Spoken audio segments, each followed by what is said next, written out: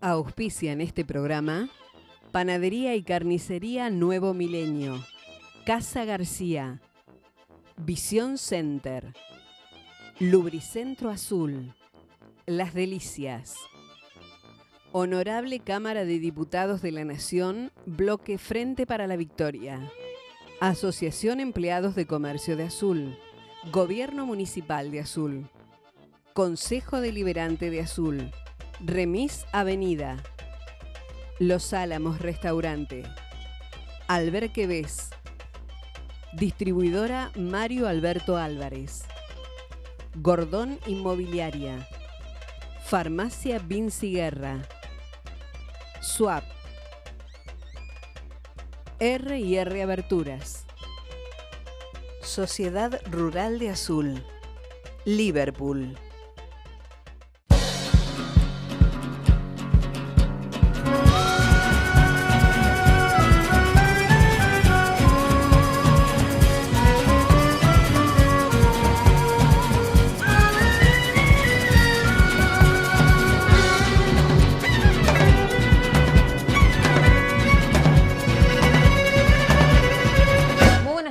Bienvenidos una vez más a Banca 19. Como todos los martes vamos a estar tratando durante estos 60 minutos a través de esta banca lo que tiene que ver con nuestra realidad. A veces una realidad que duele, otras veces que es netamente positiva, a veces preocupante. Bueno, hoy vamos a estar en el primero de los casos, porque entendemos que nosotros como sociedad, más allá del rol que cumplamos cada uno, no podemos dejar de mirar ni siquiera por un segundo lo que tiene que ver con otras realidades. Y decimos, a veces dolorosas, pero tenemos que mirarlas para ver desde qué lado nosotros podemos estar colaborando, desde qué lado podemos, si se quiere, calmar un poquito el dolor que sufren muchos azuleños. En este caso estamos refiriéndonos a lo que pasó hace aproximadamente 10 meses. Este domingo se van a estar cumpliendo precisamente los 10 meses del accidente que sufrieron dos trabajadores de la empresa Corvial cuando estaban realizando la obra de cloacas contratadas por la Municipalidad Azul allí en Villa Piazza Norte. Seguramente ya lo recordarán porque estamos hablando de la muerte de los trabajadores Carrizo y Chanquía específicamente, que todavía no ha tenido una respuesta concreta, por lo menos como estamos esperando desde la sociedad y obviamente desde la familia.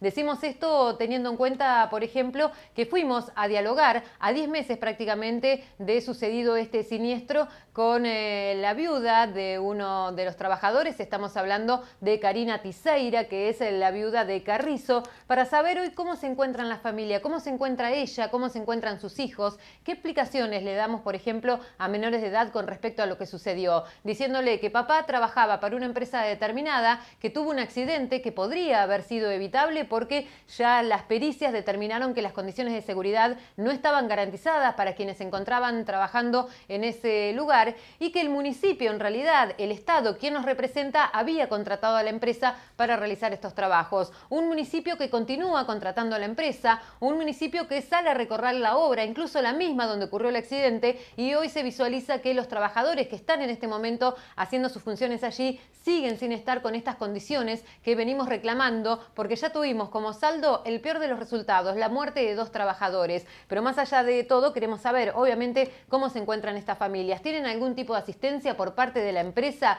¿Tienen algún tipo de contención por parte del Estado, que en definitiva es quien nos representa a todos? Estuvimos hablando, como le dijimos con Karina, y vamos a estar reflejando esta nota, pero fuimos un poquito más allá, porque también hablamos con los doctores Soledad Higiano y Luis Conti, que en este caso representan justamente a una de las familias, que es la del trabajador Carrizo, quien permanentemente están en contacto con Karina, no solamente desde lo judicial, porque llevan a cabo una causa civil y también penal, sino también para saber cuál es el avance de la obra. ¿Puede, por ejemplo, y es una pregunta que le hacíamos al doctor Conti, porque realmente nos da vuelta en la cabeza, el municipio seguir trabajando con una empresa que en este momento está pasando por un camino judicial, que está netamente comprometida con la muerte de dos trabajadores y que compromete obviamente al municipio, porque aquí se ven dos responsabilidades? Por un lado sería el de la empresa y es el juicio que se está llevando a cabo, la causa, pero por el otro lado también la municipalidad, porque si bien la municipalidad es quien contrata a esta empresa para realizar los trabajos, como decíamos, de desagües cloacales, el municipio tiene que ser el contralor, tiene que controlar de qué manera se realizan estos trabajos, y acá es donde se ve la falla municipal. Lo decía decíamos, no solamente esto va por causa judicial y vamos a hablar con los abogados, sino también por el otro lado lo que tiene que ver en este caso específico con la comisión investigadora del Consejo Deliberante, que en su momento fue uno de los 8 puntos que le están responsabilizando al intendente municipal con respecto a las irregularidades que encontraron en cada uno de ellos. Hoy hablamos específicamente de la muerte de los 2 trabajadores, hablando con una de las familias, con los abogados de la causa, pero también recordemos que, bueno, fue una obra que se dieron anticipo, fue una obra que no quedó nada claro desde lo económico y la contratación de cara al Consejo Deliberante. Obviamente hoy vamos a hacer un costado de esto porque nos parece mucho más importante dialogar con su familia, saber cómo están, qué tipo de contención tiene y también por el otro lado saber cómo va la causa judicial. Pero no es solamente esto lo que vamos a estar abordando, porque sabemos también que la semana pasada, el jueves en horas del mediodía, se trató finalmente lo que tiene que ver con la rendición de cuentas, que quedó desaprobada. Los concejales de la oposición, porque lo del oficialismo, de los del Frente para la Victoria, si no hubiesen estado sentados era prácticamente lo mismo, porque no emitieron ningún tipo de opinión, más allá de que fue inédito, de que no levantaron en ningún momento la voz para expedir o para por lo menos opinar acerca de lo que estaban diciendo, en este caso los concejales de la oposición a la gestión, con respecto a cómo se había desarrollado la gestión, teniendo en cuenta el presupuesto que en su momento se había pautado para el año pasado. Es decir, todo lo que habían presupuestado desde lo económico y lo político, porque era lo que iban a gestionar, de qué manera se desarrolló. Los concejales entienden o entendieron de que realmente no se vio plasmado, de que hay más preguntas que respuestas, entonces decidieron rechazarlo o desaprobarlo. Desde el Frente para la Victoria no se dijo absolutamente nada. Como decíamos, más allá de que es inédito que no se presente un despacho, también fue inédito que en ningún momento levantaran la mano como para por lo menos aclarar o defender alguna de las posturas de la gestión que ellos también desde el Consejo Deliberante están representando. Pero ¿qué pasó? En un momento dado, dentro de todas las críticas, ¿no?, y todas las preguntas sin respuesta que hacía el Consejo Deliberante, la concejal Maya Vena fue, muy contundente al hablar acerca del fondo educativo. El fondo educativo es un dinero que proviene de Nación directamente al municipio como fondo afectado. ¿Qué es esto? Que se puede utilizar solamente en 3 temáticas. Se puede utilizar en cultura, en educación o en ciencia y tecnología, pero siempre, y como nos tienes acostumbrado este gobierno nacional y popular, vinculado a realizar actividades que sirvan para la integración, para el crecimiento, etcétera, etcétera. Lo que dice Maya Vena y que sirvió también para hacer un pedido de informes de todo el bloque, hablamos del GEM, Vecinos para Azul, Partido Socialista, Unión Cívica Radical, al Honorable Tribunal de Cuentas, para que se investigue acerca de cómo se han aplicado estos fondos, porque según entienden desde el bloque habría una nueva irregularidad, porque si bien el municipio todo el dinero que el año pasado vino del fondo educativo, que son alrededor de 9 millones, la aplicaron al área de cultura, que es lo que corresponde porque por ley está establecido así, porque recién se lo explicábamos, ellos entienden que se está gastando no en esta temática que recién hacíamos hincapié, sino en gastos corrientes, como por ejemplo el pago del personal. Así que Maya Vena dialogó con nosotros explicándonos acerca de esta denuncia que hicieron, pero también le fuimos a pedir las explicaciones, como siempre, en esta multiplicidad de voces que tratamos de hacer aquí en Banca 19, a la secretaria de Cultura y Educación. Hablamos de Victoria Martínez, quien también dialogó con nosotros y nos dio las explicaciones del caso. Todo esto hoy en Banca 19, pero vamos a ver a los verdaderos protagonistas de qué manera dialogaron con nosotros. Él siempre decía, nosotros vamos a morir trabajando. Y así fue. No había ni siquiera las mínimas medidas de seguridad, el cumplimiento de las mínimas medidas de seguridad, cosa que llama poderosamente la atención que la Municipalidad de Azul no lo haya advertido y que el día antes se hubiese recorrido la obra sin tener en cuenta estas circunstancias, ¿no? Me parece que no puede utilizarse para financiar el 100% de la Secretaría de Cultura el fondo educativo. Si vos me preguntás si son gastos corrientes, sí son gastos corrientes, pero hacen el funcionamiento de la educación. Las voces de los verdaderos protagonistas con los quien vamos a estar dialogando esta noche y vamos a compartir entonces estas 2 problemáticas aquí en Banca 19, como siempre en los adelantos que prepara Andy Galicho para nosotros. Continuamos con más en Banca 19.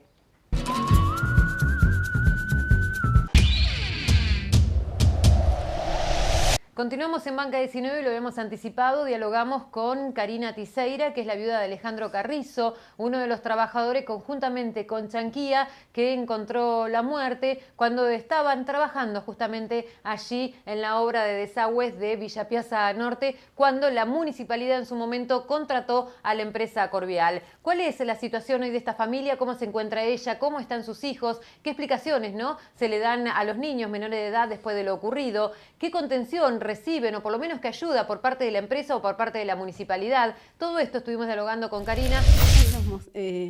como quien dice, vamos solos, pero tirando. Es difícil. A medida que pasa el tiempo es más difícil. Sí. Es triste, es difícil, tenés que buscar apoyo psicológico, todo, y sola. Me falta una parte. Sí, es cierto. ¿Cómo se encuentran los nenes? Hacen muchas preguntas. ¿Hasta dónde les podés decir vos acerca de lo que pasó y la poca contención que tenés hoy? Hasta el momento no preguntan nada, ninguno. Se les dio la explicación ese día y ninguno hizo una pregunta más por su papá. Ninguno de los dos. Cuando decís que venís luchándola sola, ¿esto indica que no has recibido ayuda por parte de nadie? Por ejemplo, digo, gente de la empresa, si se te acercó, del municipio. Nadie. Ni el municipio, ni la empresa, bueno, nunca. Porque en su momento cuando pasó todo esto, yo recuerdo compañeros de tu marido, bueno, amigos tuyos, familiares, tuyos, obviamente de otra familia, salieron a reclamar por lo menos una contención para ustedes dos, para las dos mujeres que quedaban solas como padre y madre de familia. ¿Nunca les dieron ningún tipo de contención por parte del municipio? No, nunca. Tampoco yo la fui a pedir, por supuesto. Era el deber de ellos pasar y preguntar cómo estaba la familia, no el mío. De ninguna de las dos partes. Hoy que pasaron 10 meses, que por lo menos pasó esa primera conmoción, si bien, como decís, el dolor sigue y cada vez es más grande la ausencia, ¿ves con más claridad acerca de las responsabilidades, en este caso, de la muerte de tu marido? ¿Responsabilidad en qué sentido? Los responsables por la muerte de él. Y la verdad, a mí las pericias no me dijeron nada, nos dijeron lo que ya nosotros sabíamos. No tenía seguridad de ninguna, ni la más mínima seguridad. Claro, lo que ustedes siempre sostuvieron, que ellos iban a trabajar, pero que no tenían ningún tipo de seguridad y corría riesgo su vida y bueno, lamentablemente fueron las consecuencias. Sí, pero ellos tenían que trabajar para llevar el pan a su casa. Y bueno, según, ¿cómo que se dice? El dueño de la empresa fue un accidente. Sí, fue un accidente que podría haber evitado si hubiese tenido las condiciones de trabajo. Y vos ves si siguen trabajando de la misma manera y eso te duele. Esto te quería preguntar porque el otro día vimos imágenes del intendente recorriendo la obra nuevamente con la misma empresa y se veían que las medidas de seguridad después de lo que ocurrió hoy no se están tomando. Sí, no, siguen trabajando exactamente de la misma manera, no miden consecuencias. Y total, como me llegó a mis oídos, para la empresa los empleados son un número. Perdieron dos números, perdieron 2 empleados nomás. Para ellos es un número, la persona es un número. A ellos lo único que les interesa es la plata. ¿Pensaste que en algún momento ibas a recibir otro tipo de ayuda por parte de la empresa o por lo menos por parte del municipio, un acercamiento para ver de qué manera podían acompañarte a vos y fundamentalmente a tus hijos, que son menores de edad incluso? La verdad, nunca esperé nada, nunca. Porque si bien mi esposo trabajó más de 15 años en la empresa, él seguía trabajando, una por sus compañeros y otra porque tenía que mantener la familia. Pero él sabía con quién trabajaba. Si bien tenía su lado bueno, tenía su lado no tan bueno. ¿Y por parte de la municipalidad esperaste algún otro tipo de reacción? Por ejemplo, desde el área de desarrollo social, acercarse para ver si precisaban algo en tu casa, de tus hijos.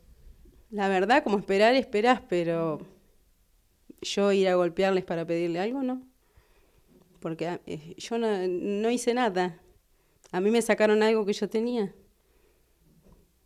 Yo no tengo por qué ir a golpearles y decirle dame esto, si ellos saben las condiciones de uno. Es así de sencillo. ¿Estás trabajando hoy? ¿Cómo haces para mantener a tu familia, para vivir los tres? Gracias a Dios tengo trabajo y bueno, y con la pensión que me dejó mi marido, con eso vamos. Estabas peleando en realidad, ¿no? Sí, estábamos peleando, porque la verdad lo que nosotros recibíamos era mucho mayor de lo que yo tengo ahora. Bueno, otro día se daba a conocer por parte del perito que ofició en esta causa, bueno, que realmente faltaban, como decís, y que vos siempre estuviste segura, las condiciones de seguridad, pero ¿te dejó por lo menos algo más de tranquilidad saber que la justicia se está moviendo y que está dando la razón de lo que vos venías sosteniendo desde el primer día? Sí, por supuesto.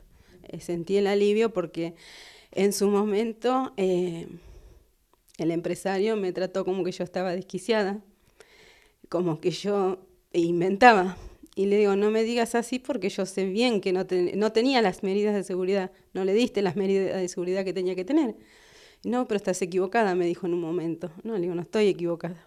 Y bueno, ahí tiene, no estaba equivocada. ¿Qué te produce saber que el municipio, por ejemplo, sigue contratando a la misma empresa, o por lo menos que el trabajo sigue en el mismo lugar donde pasó este hecho, con la misma empresa, con un municipio que sigue apostando, si se quiere, a esto? La verdad, como dije el primer día, el intendente no tiene cara, es un cínico, sigue siendo un cínico porque se cree el dueño del pueblo, no tiene sentimiento, es una madera.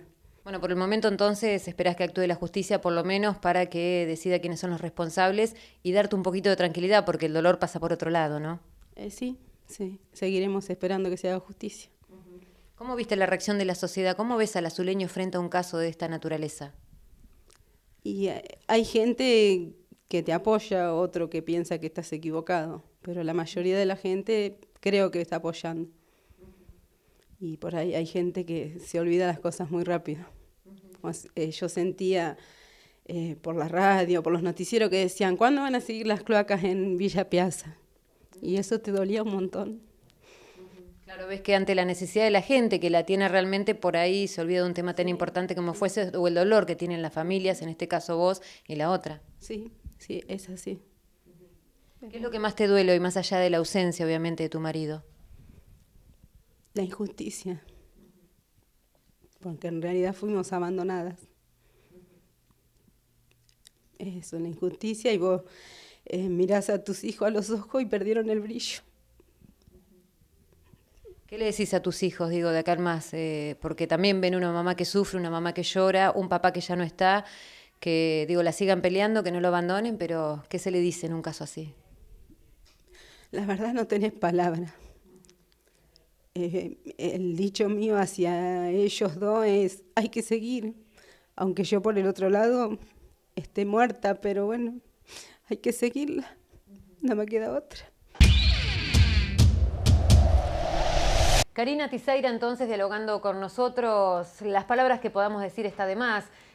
Más allá de que deja visualizar el dolor que siente por la ausencia de la persona que ama, como es su marido, es la falta de respuesta, la falta de contención, o no solamente una empresa que bien lo definía, para la empresa evidentemente, según lo ve ella, son 2 números menos que se bajan o 2 números más que se suben, en este caso en particular, difícil, ¿no? Porque está hablando en realidad, como decíamos, del papá de sus hijos, pero por el otro lado también un Estado que lejos de representarnos lo que nos muestra es una ausencia absoluta, porque más allá de no brindar ningún tipo de ayuda, y no hablamos solamente de lo económico, sino hablamos de una contención, un Estado que esté presente, un Estado que nos pueda dar por lo menos algún tipo de contención, ¿no? Porque hay respuestas que obviamente aquí nunca, lamentablemente, van a llegar. Sí, desde el lado judicial, y es por eso que en el próximo bloque vamos a estar compartiendo lo que tiene que ver con una nota que realizamos con la doctora Soledad Higiano y Luis Conti con respecto al avance de esta causa en lo civil y en lo penal también, y obviamente luego vamos a estar haciendo nuestro cierre.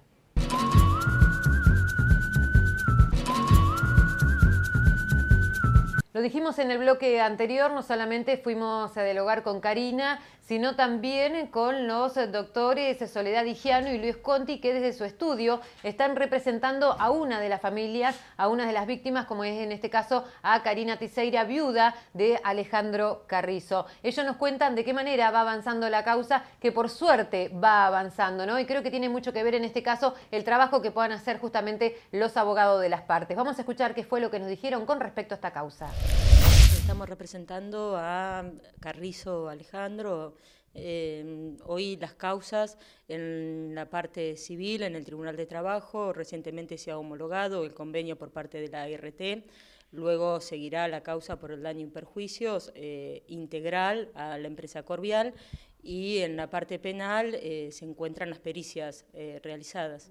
Sí, en realidad, para complementar un poco lo que te explicaba Soledad, en el marco del acuerdo que se celebró con la RT contratada por la empresa en la sede del Tribunal de Trabajo local, expresamente la familia del obrero fallecido ha dejado expresa constancia, y así lo ha reconocido la RT, de las reservas de formular los reclamos pertinentes por la reparación integral del daño contra tanto la empresa contratista y la propia Municipalidad de Azul por lo que nosotros entendemos defectos en lo que es el control en materia de seguridad que ha ocasionado y generaron este lamentable siniestro.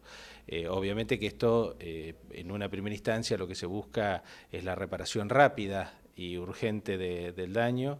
Es así que obviamente se perciben las indemnizaciones que fija la legislación vigente y no se renuncia bajo ningún punto de vista, y así lo ha reconocido la propia RT, de reclamar por la reparación integral contra la empresa y contra la Municipalidad de Azul, cosa que se hará a posteriori, conjuntamente con también un reclamo en función de estar mal categorizado. No solamente había dificultades en materia de la legislación y el cumplimiento de la legislación en materia de seguridad y higiene de trabajo, sino también que el trabajador estaba mal categorizado profesionalmente, así que ahí también hay un reclamo adicional que se promoverá prontamente. Todo esto colabora, obviamente, el avance de la causa penal, donde las pericias llevadas adelante por la Oficina Pericial Departamental, concretamente el ingeniero Piazza, ha determinado que en la obra en cuestión, donde se produjo este lamentable siniestro, no había ni siquiera las mínimas medidas de seguridad, el cumplimiento de las mínimas medidas de seguridad, cosa que llama poderosamente la atención que la Municipalidad de Azul no lo haya advertido y que el día antes se hubiese recorrido la obra sin tener en cuenta estas circunstancias, ¿no? De ahí que se ve la responsabilidad del municipio, ¿no? Porque si bien es quien contrata a la empresa un trabajo tercerizado, pero debe velar por la seguridad, ¿no? Y por el control de la empresa que está en este caso contratada.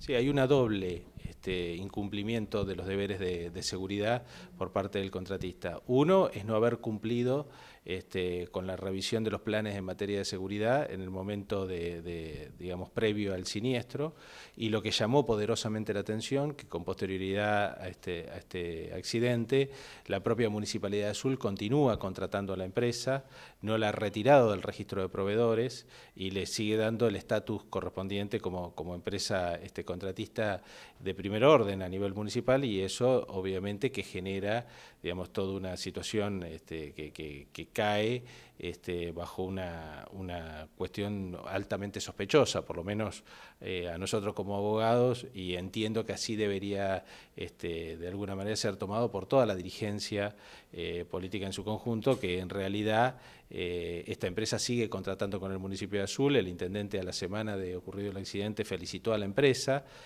No sabemos concretamente cuál era el motivo de esa felicitación, y bueno, y hoy por hoy se sigue contratando a la empresa pese, vuelvo a repetir, a haber padecido estos dos fallecimientos, ¿no? Dentro del Consejo Liberante quedó incluido como uno de los puntos de la comisión investigadora, bueno, que sabemos que hasta el momento por la cautelar del intendente no se ha podido tratar. Sí, lo que yo tengo entendido que, digamos, dentro del punto concreto de esta contratación, lo que más llamaba la atención dentro de la comisión investigadora era la prontitud y rapidez con que el municipio habilitó esta licitación y liberó los pagos, incluso los anticipos, cosa que no ocurría habitualmente o no ocurre habitualmente con otras empresas, y también llama poderosamente la atención que no figuraran dentro, por lo menos eso es lo que se investigó en una primera instancia, no figuraran dentro de los planes de seguridad y de obra los dos trabajadores fallecidos como pertenecientes y afectados a esta obra de la extensión del colector cloacal en Villa Piazza Norte. ¿Las familias han logrado cobrar algo de la indemnización? Pregunto esto porque hubo algunas declaraciones, incluso de concejales como Estela Cerone, que bueno, decían que las mujeres, ¿no?, víctimas de todo este episodio estaban muy calladas, si se quiere, entre comillas, que no salían a hablar porque bueno, quizás habían llegado a un arreglo económico. Primero quiero decir que yo no escuché, personalmente me comentaron las declaraciones de la concejal Cerone, me parece que son de muy mal gusto, hablan muy mal de ella como persona, como ser humano, más allá de su accionar como dirigente político. En realidad creo que ambas familias han postergado la posibilidad de cobrar en función de este tipo de situaciones que te clarificaba anteriormente la doctora Digiano, que es que los acuerdos contemplaran la posibilidad clara y concreta de, si bien se cerraban los acuerdos con la aseguradora de riesgo de trabajo, poder continuar reclamando a quienes ellas consideran los responsables finales de estos siniestros, que son la Municipalidad de Azul y la empresa contratista. Soledad, un doble rol, porque hablábamos con Karina y nos decía, más allá de la representación que ustedes llevan desde lo jurídico, también tu acompañamiento, ¿no? Teniendo en cuenta que se encuentran muy solos, que ni el municipio ni la empresa se han acercado para ver si precisan algún tipo de ayuda. Sí, bueno, eso es importante, una contención que le damos más allá de mi amistad con Karina, con Alejandro, todo lo que nosotros le podamos ayudar y le podamos brindar siempre va a estar a nuestro alcance, ¿sí? Teniendo principalmente en cuenta que lo han dejado sola, ni de municipalidad ni de la propia empresa. Está defraudada, digo, más allá de la ausencia y el dolor que siente por la falta de su marido, obviamente, está defraudada con respecto al accionar, ¿no?, de quien ella incluso considera responsable. Sí, tuvo contacto un mes después con Karina, el empresario, y quien Karina charlando me manifestó que si se lo cruzaba no lo conocía, ¿sí? O sea, eso es el nivel en el cual han tratado a los trabajadores. Para ellos son 2 personas menos, subimos 2 personas más y ya está. Bueno, y del municipio del otro lado tampoco, sin brindar ningún tipo de ayuda de desarrollo social, en este caso una contención o brindar una contención psicológica a los nenes fundamentalmente, y bueno, y esto de que se siga contratando y haciendo trabajo y sacándose foto con la empresa. No, eso es terrible, ¿sí? Los nenes no han tenido ninguna contención psicológica por parte de municipalidad, ¿sí? Lo han obtenido de manera privada, el nene mayor inmediatamente, y ahora se está analizando de que comience la nena, pero todo privado. Municipalidad no se ha acercado absolutamente para nada y dolió mucho las felicitaciones posteriores a la empresa, creo que innecesarias ante tanto dolor. Los doctores Soledad Tigiano y Luis Conti, bueno, eran claros con respecto al avance de la causa, como decíamos, y bueno, muchas preguntas que le hacíamos incluso al doctor Luis Conti que no entendemos muy bien como azuleños. Digo, ¿cómo el municipio puede seguir trabajando y sigue siendo proveedora del Estado esta empresa que por el momento está pasando por un proceso judicial? Digo, donde involucra incluso también a la Municipalidad de Azul. Imagínense la indignación que tienen las dos familias que se sienten totalmente solas. Por lo menos podemos hablar de la familia de Carrizo, que es con quien dialogamos nosotros, que no tiene ningún tipo de apoyo por parte de la empresa, pero tampoco por parte del municipio. De esta manera, sinceramente, y hablo a título personal, a mí el Estado municipal no me representa, porque me parece que tiene que ser un Estado que esté al alcance de distintas circunstancias. Y no hablo desde lo económico solamente, hablo de un Estado que esté presente, hablo de un Estado que diga, bueno, vos formás parte de nosotros, a ver de qué manera podemos colaborar, en este caso con la familia. Y no hablamos de una mujer solamente, hablamos de 2 niños, y pasa lo mismo en las 2 familias, tanto de los trabajadores Chanquía como Carrizo. Hay menores de edad, ¿de qué manera le explicamos a los chicos? Mira, con papá pasó esto y lo otro, que también Karina Off the Record nos contaban que los nenes saben absolutamente todo de lo que pasó, y es fuerte cuando dicen que después de lo ocurrido, de la muerte de su papá, los nenes no volvieron a preguntar ni a nombrarlo siquiera. Evidentemente necesitan algún tipo de tratamiento psicológico, porque no es fácil atravesar esto para nadie, pero menos aún cuando pasan estas circunstancias, que de un momento a otro papá se fue a trabajar pero no volvió, y que empieza la empresa y la municipalidad, que teóricamente no sé cómo le vamos a explicar que es un Estado que nos representa porque no lo está haciendo, tienen que estar velando por lo menos por la seguridad de los derechos de cada uno de nosotros, cuestión que no hace, y hablo fundamentalmente de la municipalidad. Veremos cómo sigue la causa, obviamente la vamos a seguir de cerca, porque nosotros, desde el rol que tenemos como ciudadanos, no queremos mirar para el costado, como decíamos al principio del programa. Es fuerte cuando dice, y acá es cuando se contraponen las necesidades, que le dolió mucho cuando escuchaba a los vecinos de Villa Piazza Norte pedir que terminaran la obra, que ellos quieren tener las cloacas, y se entiende esto porque es una necesidad básica que tenemos como ciudadanos, pero por el otro lado el dolor que le causaban, ¿no?, a las familias, porque en realidad se está trabajando todavía cuando ni siquiera se ha resuelto qué es lo que pasó con estos trabajadores. Si bien Karina nos decía, ella tiene muy claro quiénes son los responsables, lo tiene que determinar la justicia, pero más allá de eso muy poco se ha hecho y nada de respuesta se ha dado por parte del Estado municipal.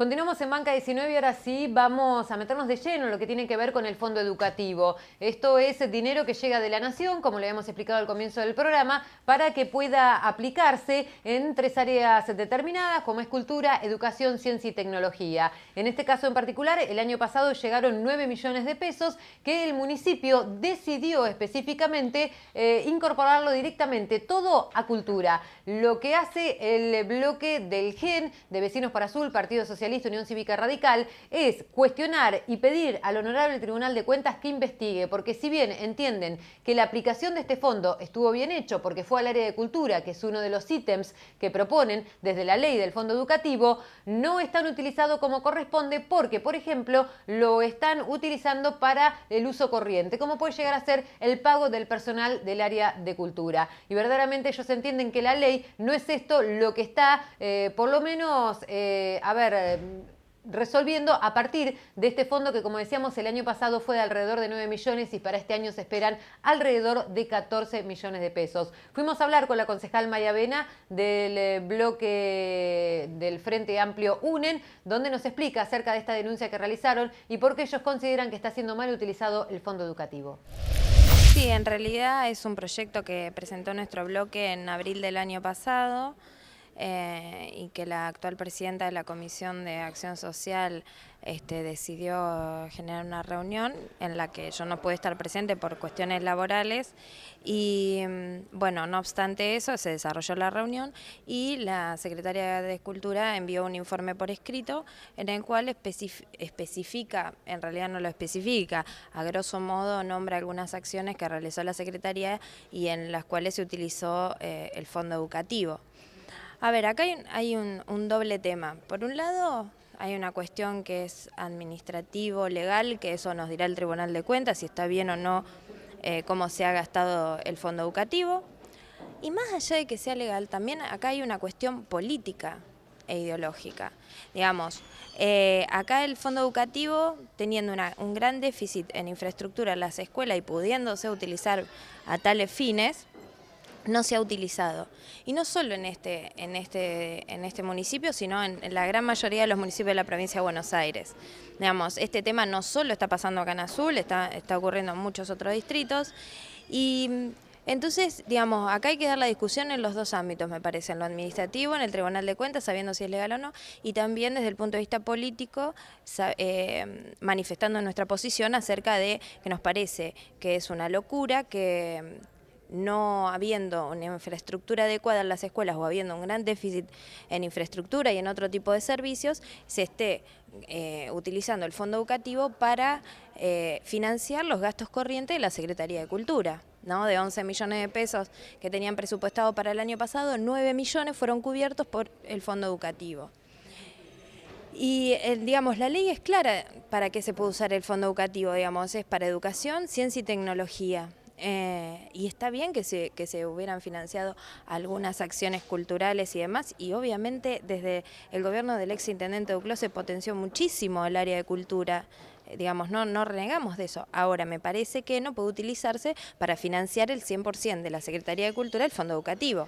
Digamos, para eso están los fondos municipales u otros fondos que pueden venir de nación o de provincia para afectar a distintos eventos. Ahora, no puede utilizarse para, me parece, financiar un área. Y por otro lado, nosotros el año pasado estuvimos aprobando algunos convenios para la utilización del fondo educativo, como es para el Jardín 901 y la Escuela 21, y todavía no se ha realizado una sola obra en esos dos establecimientos. Sí, la Escuela 17 y sí el Jardín 915.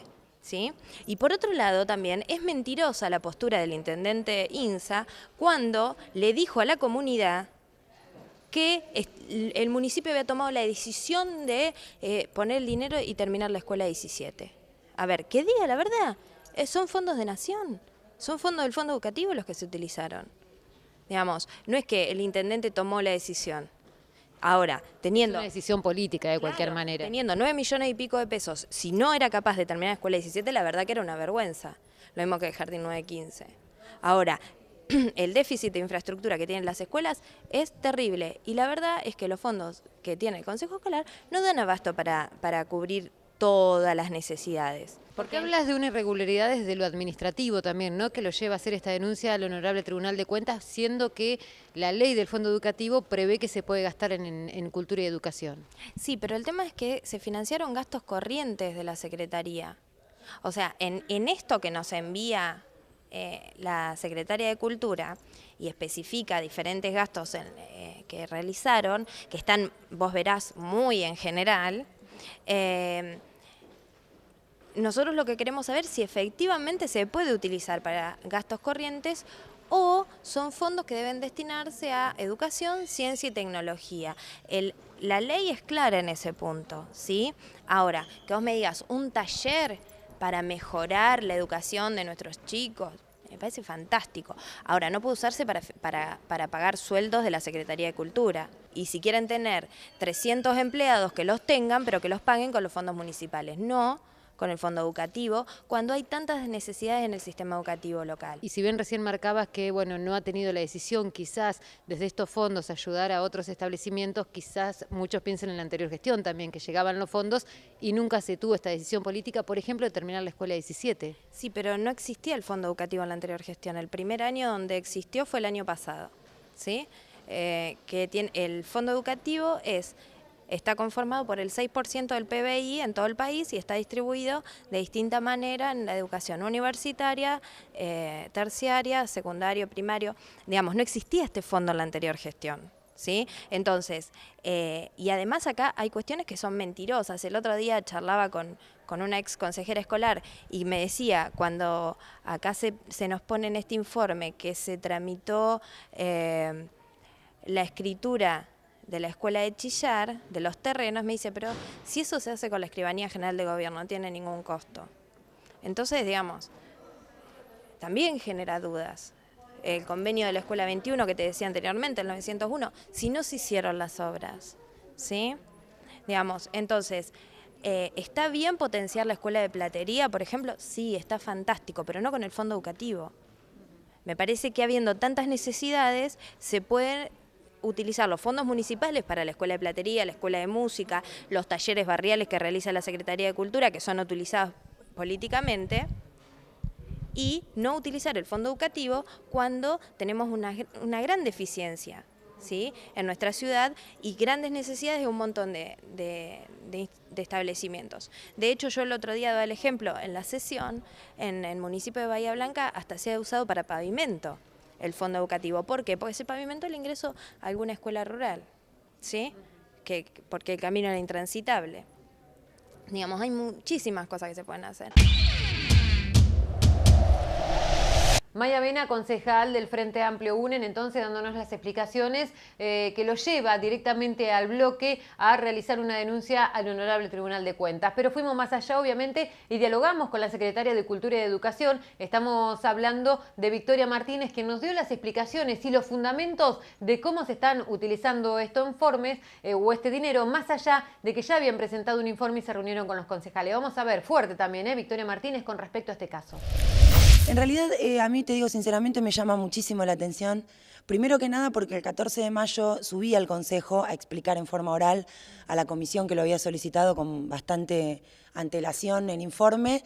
De hecho, miembros de la comisión que lo habían pedido, como Maya Bene, Claudia Molina, no estaban. Ella dijo que tenía que ir a tomar examen y demás. O sea, que también me parece un poco informal esa cuestión porque, bueno, terminé explicándoselo tal vez a los concejales que más lo sabían, ¿no?, de la comisión.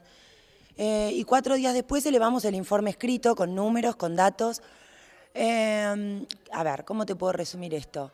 El fondo educativo está imputado tal cual lo prevé la ley 26.075, que es la que lo crea. Estos fondos eran coparticipables hasta el año 2011, es decir, que el municipio los usaba como quería, en cualquier afectación. 2012 no llegaron, 2013 se convierte en un fondo afectado. Al convertirse en fondo afectado, solamente se puede imputar a ciertos rubros. Uno de esos rubros es el punto 3.4 que prevé la ley, que es el rubro Cultura y Educación. Es decir, que estamos imputando a la Secretaría de Cultura y Educación porque sí o sí necesitamos imputar esas áreas. Si tuviéramos técnica o tecnología, también podría imputarse, de acuerdo a la prioridad del Estado municipal, a ese rubro. Por ese lado, ya tuvimos el año pasado 2 pedidos de informe, de hecho fueron tapa de diario y no prosperaron porque el Tribunal de Cuentas considera que esto es viable. Más allá de eso, tenemos 3 jurisprudencias sentadas. Digo jurisprudencia porque esto del fondo es nuevo, tiene 1 año. Entonces varios municipios salieron a consultar al Tribunal de Cuentas cómo usarlo. Y tenemos la jurisprudencia de Tres Lomas, de Adolfo Ancina y de Coronel Dorrego. Son consultas por la misma cuestión, por cómo podemos usar el fondo. Y se especifica inclusive rubros dentro de cultura como talleres barriales, asistencia artística, pago de sueldos docentes. Yo escuchaba que parte de la molestia es que se use para gastos corrientes. Claro, ellos dicen esto, ¿no? Que no se podría en gastos corrientes como el pago al personal de cultura. Sí, en realidad, digamos, hay que discriminar. El pago al personal de cultura incluye una planta docente de 4 años ya casi de escuela agraria, entre docentes comunes y docentes técnicos. Incluye todos los docentes que tenemos en la escuela de música, en la escuela de platería, los talleristas, ¿no? Y docentes en el hogar agrícola y en los 25 talleres barriales que tenemos. Es decir, si vos me preguntás si son gastos corrientes, sí son gastos corrientes, pero hacen al funcionamiento de la educación. Después, si vos me decís si están de acuerdo o no, bueno, acá me parece a mí que lo que se está planteando es un problema político estrictamente, es un problema de me gusta o no me gusta como ustedes deciden la política pública, porque acá la legalidad no está puesta en cuestión, el Tribunal de Cuentas lo avala, los números son claros y estamos afectando al rubro 3.4 que es clara y específicamente al cual podemos afectar. En realidad el tema es político y también de interpretación de la ley, en definitiva por lo que ustedes hacen e interpreta parte del Consejo Deliberante. Sí, en realidad yo no sé si la han leído la ley, porque no hay mucho para interpretar. En el artículo 1 dice que los municipios establecerán el uso acorde a tales fines. Esos fines son los que te mencioné, punto 3.4, 3.5 y 3.6. Al 3.4 lo imputamos nosotros. No obstante, si el problema es el gasto ordinario o no ordinario o extraordinario o en infraestructura, tenemos esas 3 jurisprudencias sentadas que son con las que 2 de ellas se elaboró el informe el año pasado cuando ya se pidió esto y no prosperó. Pero digo, si vamos a interpretar la ley, nosotros también tenemos que interpretar, y esto lo hablé para el diario El Tiempo el otro día cuando me consultaron sobre esto, tenemos que hablar, por ejemplo, de las ordenanzas que vetó el 13 de enero del 2011 el intendente Duclos, donde se pedía ayuda, por ejemplo, extraordinaria para el Jardín 915, se pedía ayuda para la construcción de las aulas de la Escuela Secundaria 8, que estaba hacinada, funcionando en la Escuela 27, y el intendente veta, en la potestad y en el derecho que tiene, esas ordenanzas de ayuda, en un caso aduce que ya estaban viendo otras posibilidades de inversión y que estaban trabajando con el Consejo Escolar para eso. Dicho sea de paso, no pasó y lo terminamos este año, el Jardín 915. En ese momento se planteó con el Fondo de las Hojas sobre millones, claro, sobre millones que llegaban, eran nada, 300, 400 mil pesos para ayudar a estas escuelas, que es cierto que Duclos lo veta. Lo veta, no lo da, pero lo que más me llama la atención es el veto de las aulas de la Escuela Secundaria 8, cuando el fundamento es que en ese momento el municipio se encontraba abocado al funcionamiento y a la puesta en marcha de la Escuela Agraria Municipal. Es decir que, si nos ponemos a pensar, es una política bastante similar, privilegiar la educación municipal por sobre la ayuda a provincia. Digamos, no hay mucha diferencia en esto, nosotros ayudamos, y con esto no quiero decir, porque después se malinterpreta, que no nos importe la urgencia edilicia en cuanto a comedores, transporte, de hecho lo hacemos, colaboramos con el transporte, con los edificios de la provincia, pero hay una cuestión política de que nosotros tampoco podemos municipalizar la educación provincial, porque la realidad, y te lo repito, es que nos votaron para crecer en este desarrollo, que además nos ha dejado la gestión anterior. En algunos casos a mí me preocupa porque uno escucha que, bueno, se instala, sobre todo cuando uno es docente y está en el ámbito educativo y sigue trabajando, se instala esto de que, bueno, tiran el fondo educativo en fuegos artificiales o en el carnaval. He llegado a escuchar cosas que me parecen terribles. Y bueno, y ahí nosotros hablamos de una política. Cuando hablamos del carnaval, no hablamos de 3 días de espectáculos, que más allá de eso no son espectáculos, ustedes lo habrán visto en estos 3 años, desmedidos ni desmesurados, ni traemos comparsas de Gualeguaychú ni nada por el estilo, pero detrás de esos 3 días llevamos con antelación, por ejemplo, 3 meses de trabajo en los barrios, en las murgas, en los talleres. Digamos, acá hay una política cultural. No es que somos eventólogos que tenemos 9 millones para tirar para arriba. Se lo habíamos anticipado, Victoria Martínez dando las explicaciones, los fundamentos también, y salió fuerte, si se quiere, a criticar el accionar que ha tenido el bloque del Frente Amplio UNEN, porque ella entiende que los fondos están bien utilizados, que en realidad, si bien se está pagando, por ejemplo, los profesores del taller de platería o lo que tiene que ver con la escuela de música, justamente tiene que ver con la integración y tiene que ver con los diferentes requisitos que tiene este fondo educativo. Hay mucho para poder acá analizar, porque recuerdo que en su momento, y lo decía Victoria Martínez, en el 2011 se discutió aquí en el Consejo Deliberante lo que tiene que ver con el Fondo Sojero y a través de 2 proyectos la comisión de concejales en su momento había pedido, le había dicho al intendente municipal que de esos millones que recibían por el Fondo Sojero, bueno, se gastaran alrededor de 120.000 pesos en el arreglo de 2 escuelas que eran netamente necesarias. Uno era el Jardín 915 y el otro era la Escuela Secundaria Básica número 8, que se encuentra ya en la Ruta Nacional número 3, que era para hacer la división de un salón, porque verdaderamente ya en esas condiciones no se podían dar clases. ¿Saben qué hizo el intendente Duclos? Digo, para gastar 120.000 pesos sobre más de 1 millón que se recibía en ese momento por el Fondo Sojero. Bueno, no lo llevó a cabo, decidió o entendió conjuntamente en ese momento con quien era el bloque oficialista que los problemas que tenía la provincia de Buenos Aires no tenían por qué ellos suplirlos desde aquí de la Municipalidad Azul. Por eso llama la atención quizás también un poco la postura que tiene hoy el mismo bloque, porque todo lo que ellos están planteando con respecto a las cuestiones edilicias de las escuelas tiene que ver con un problema y una falta de respuesta, como siempre, de la provincia de Buenos Aires. En su momento Duclos vetó lo que tiene que ver con esta decisión del Consejo Deliberante. Bueno, ahora, si bien los concejales están planteando que se podría utilizar en otros destinos, podrían tener otro destino, también están cuestionando que este dinero utilizado en algunos festivales, que también lo decía Victoria Martín, incluso se utiliza para los cursos acá, pero entienden que es una integración que tiene que ver con el trabajo en los diferentes barrios, bueno, tampoco se podría utilizar todo en gastos corrientes. Cada uno de nosotros obviamente sacará sus propias conclusiones. No es fácil, pero también es necesario, ¿no?, poder abordarlo. Y de esta manera nosotros llegamos al final de Banca 19. Quedaron muchísimos temas afuera, pero obviamente el próximo martes, si todo está bien, nos vamos a volver a encontrar para disfrutar lo que tiene que ver o para seguir transitando nuestra realidad a través de Banca 19. Chau, gracias por haber estado al otro lado. Nos encontramos el próximo martes a las 22 y como siempre las reiteraciones los domingos a partir de las 20.